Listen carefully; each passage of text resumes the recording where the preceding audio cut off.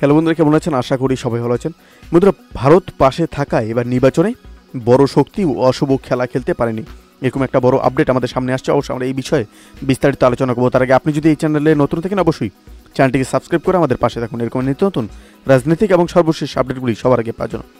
বন্ধুরা, ভারত পাশে ছিল বলে অনেক শক্তিধর দেশেও আমাদের নির্বাচন নিয়ে অশুভ খেলা খেলতে পারেনি বলে মন্তব্য করেছেন আওয়ামী লীগের সাধারণ সম্পাদক ও সেতুমন্ত্রী আবেদুল কাদের।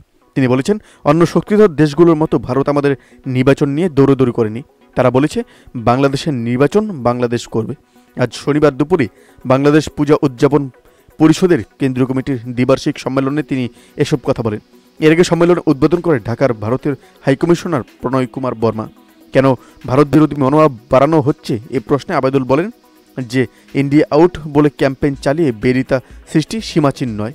যারা আন্দোলন তারা আর নির্বাচনে ব্যর্থরা আওয়ামী লীগ ক্ষমতায় থাকলে এ ধরনের তৎপরতা চালায়। বন্ধুরা, এই আপডেট প্রসঙ্গে আপনাদের কি মতামত অবশ্যই আমাদের কমেন্ট করে জানাতে ভুলবেন না।